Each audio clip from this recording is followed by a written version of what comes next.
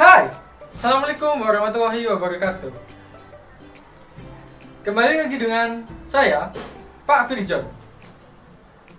Hari ini kita akan belajar tentang operasi campuran bilangan cacah. Kenapa kita harus belajar ini? Ya, operasi hitung campuran bilangan cacah adalah salah satu konsep terpenting yang kalian harus pelajari di matematika. Namun, sebelum kita mulai pembelajaran hari ini, marilah kita berdoa terlebih dahulu. Sebelum kita mulai pelajaran, marilah kita berdoa menurut agama dan keyakinan kita masing-masing. Berdoa, mulai.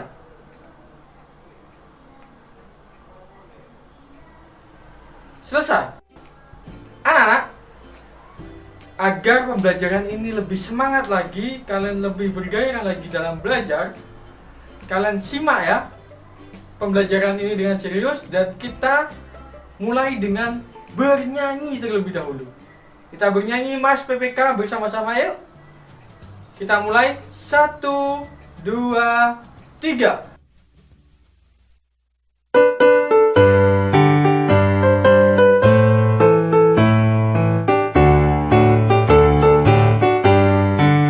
Gerakan nasional revolusi mental membangun karakter generasi gemilang menuju kebangkitan generasi emas bagi manusia Indonesia melalui pendidikan nasional tumbuh kembangkan moral etika bangsa.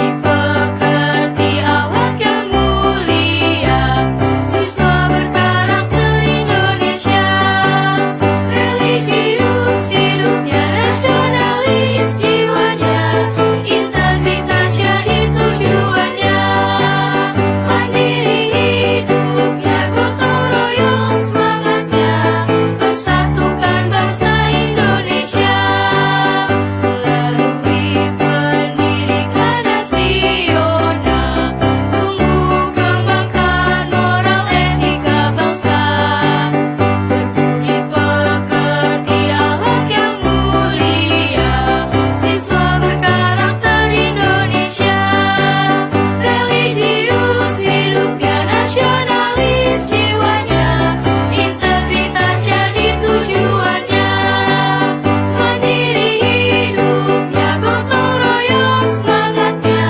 persatukan bangsa Indonesia, siswa berkarakter Indonesia, siswa berkarakter Indonesia.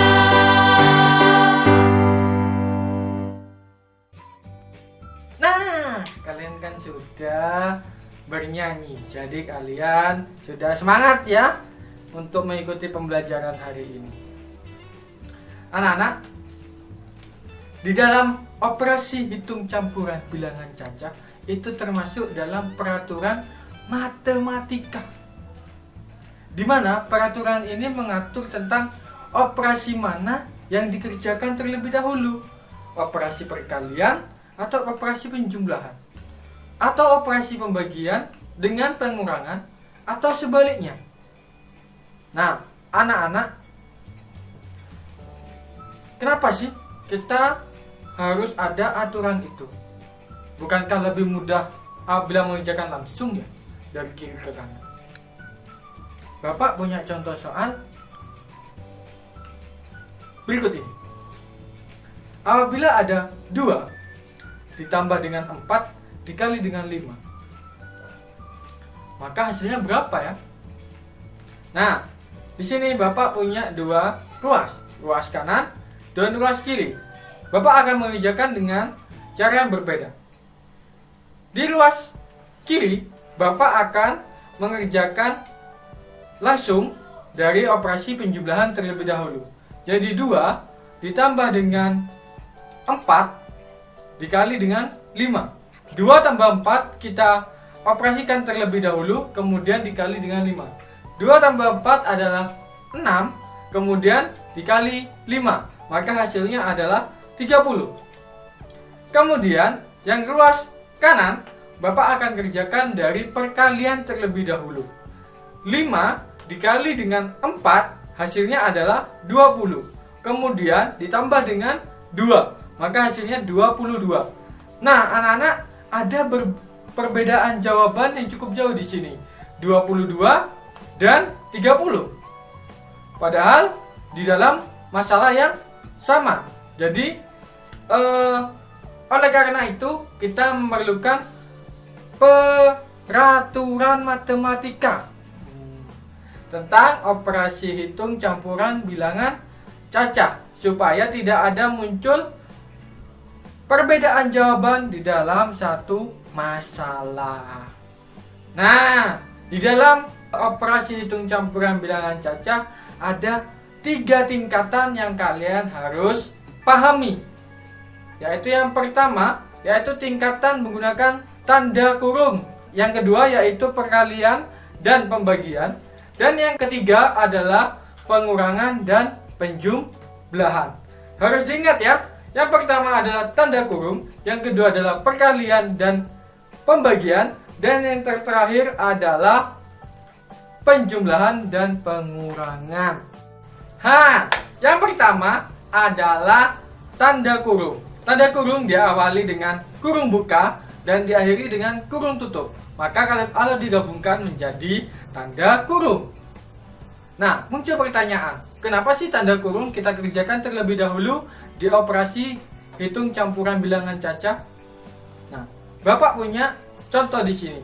Di dalam tanda kurung apabila ada 2 ditambah dengan 4, maka operasi penjumlahan tersebut disebut dengan grup atau kelompok. Di mana kelompok itu kalian harus kerjakan pertama. Nah, contoh, Bapak punya soal 10 dikali dengan dalam kurung 4 ditambah 5. Maka yang harus kita kerjakan terlebih dahulu, ingat, yaitu di dalam tanda kurung terlebih dahulu. Jadi 4 ditambah 5 terlebih dahulu yang kita kerjakan. 4 tambah 5 adalah 9. Kemudian dikali dengan 10, maka hasilnya adalah 90. Nah, anak-anak, jadi kalau kalian mengerjakan tanda kurung adalah tanda kurungnya terlebih dahulu yang dikerjakan di dalam operasi hitung campuran bilangan cacah.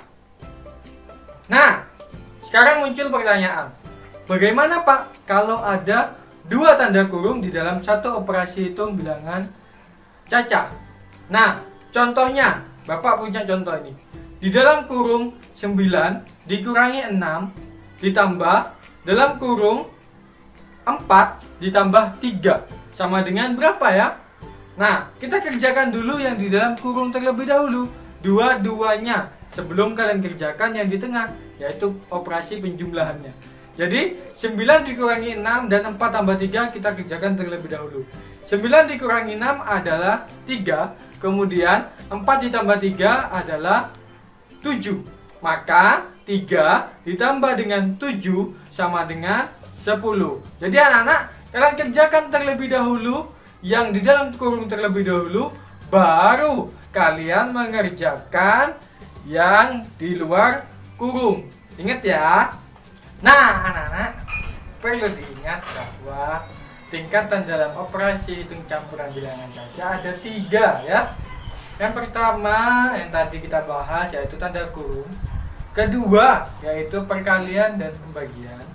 Baru yang ketiga penjumlahan dan pengurangan. Kita bahas yang kedua dan ketiga. Yang kedua adalah perkalian dan pembagian. Yang ketiga penjumlahan dan pengurangan. Apabila ada 2 operasi ini, perkalian dengan penjumlahan ataupun pembagian dengan pengurangan ataupun sebaliknya, maka perkalian dan pembagian dulu dikerjakan sebelum kalian mengerjakan yang ketiga, yaitu penjumlahan dan pengurangan. Contoh, Bapak punya suatu soal yang awal tadi, yaitu 2 ditambah dengan 4 dikali dengan 5. Jadi kan Bapak menggunakan ruas kanan dan ruas kiri. Nah, sekarang kita gunakan aturan matematikanya. Jadi, kita harus mengerjakan perkalian dan pembagian sebelum kita mengerjakan penjumlahan dan pengurangan. Contoh yang awal tadi, 2 ditambah dengan 4 dikali 5. Nah, ingat-ingat ya, aturannya adalah perkalian dan pembagian dikerjakan dulu sebelum mengerjakan penjumlahan dan pengurangan. Nah, di dalam soal itu ada 2 ditambah dengan 4 dikali dengan 5. Nah, di sana ada penjumlahan dan juga ada perkalian. Ingat-ingat, perkalian dan pembagian dikerjakan sebelum penjumlahan dan pengurangan. Sehingga yang dikerjakan dulu adalah 4 dikali dengan 5, kemudian hasilnya ditambah dengan 2. Nah, jadi kita kerjakan dulu 4 dikali dengan 5. Hasilnya adalah 20. Kemudian 2 ditambah 20. Hasilnya adalah 22. Nah, jadi ingat-ingat anak-anak, untuk yang peraturan kedua dan ketiga, yaitu perkalian dan pembagian dikerjakan sebelum kalian mengerjakan penjumlahan dan pengurangan. Jadi tadi yang ada ruas kanan dan juga ruas kiri, yang benar yang mana? Ya, yang hasilnya 22. Anak-anak, itu tadi yang perkalian dengan penjumlahan. Lalu bagaimana Pak kalau ada perkalian dengan pengurangan? Nah, sama saja anak-anak. Ingat kaidah yang di atas. Perkalian dan pembagian dulu dikerjakan sebelum kalian mengerjakan penjumlahan dan pengurangan. Bapak punya contoh di sini. 3 dikali dengan 4 dikurangi dengan 7. 3 dikali 4 dikurangi 7. Nah, di sini ada perkalian dan juga ada pengurangan. Maka yang dikerjakan terlebih dahulu adalah perkalian sebelum mengerjakan pengurangan. Maka 3 dikali dengan 4 hasilnya adalah 12. Baru pengurangan 7-nya tuh turun. Maka 12 dikurangi dengan 7 hasilnya adalah 5. Nah, jadi anak-anak, untuk perkalian dengan pengurangan maka yang dikerjakan terlebih dahulu adalah perkalian dulu sebelum mengerjakan yang pengurangan. Gitu ya anak-anak? Ya, sekarang muncul pertanyaan lagi. Lantas, bagaimana Pak kalau ada pembagian dengan pengurangan? Nah, ingat kaidah kedua dan ketiga. Jadi pembagian dan perkalian dikerjakan dulu sebelum mengerjakan penjumlahan dan pengurangan. Jadi kita kerjakan dulu pembagiannya ya. Bapak punya contoh. Apabila ada 8 dikurangi dengan 20 dibagi 5.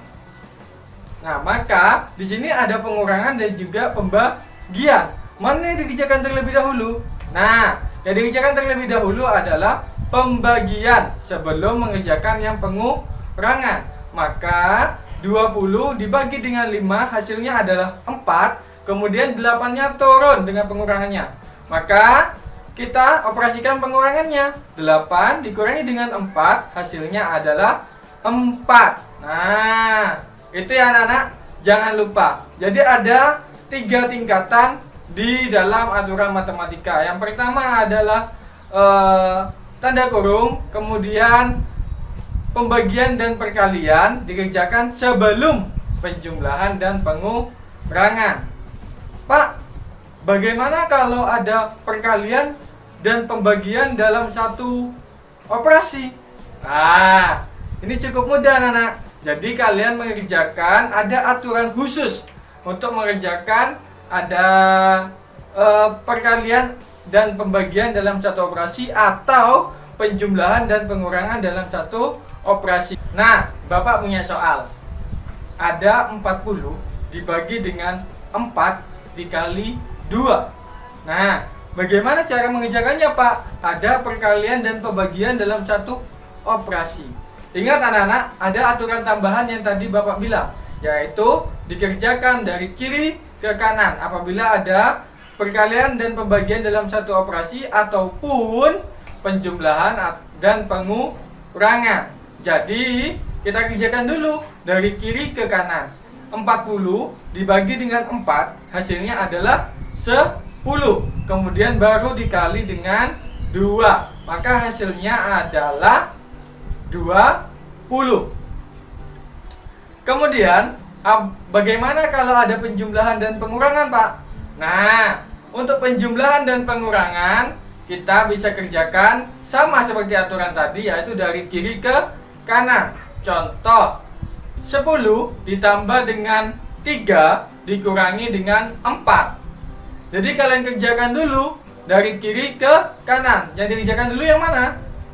Jadi yang dikerjakan dulu adalah yang penjumlahan. 10 ditambah dengan 3 hasilnya adalah 13. Kemudian dikurangi oleh 4 hasilnya 9.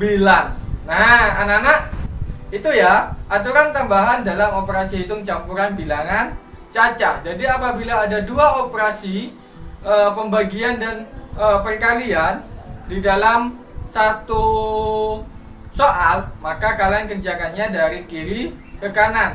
Sama dengan penjumlahan dan pengurangan. Jadi kalian kerjakannya dari kiri ke kanan. Itu ya. Anak-anak, kita sudah belajar tentang operasi hitung campuran bilangan cacah. Jadi kita harus ingat bahwa di dalam operasi hitung campuran bilangan cacah itu terdapat 3 tingkatan yang kalian harus ingat-ingat. Yang pertama yang kalian kerjakan dulu adalah tanda kurung. Yang kedua baru mengerjakan yang perkalian dan pembagian sebelum kalian mengerjakan operasi penjumlahan dan pengurangan. Nah, sudah paham ya bagaimana pembelajaran dengan Pak Firjon? Pasti menyenangkan ya. Nah, jangan lupa untuk menonton video Pak Firjon lainnya.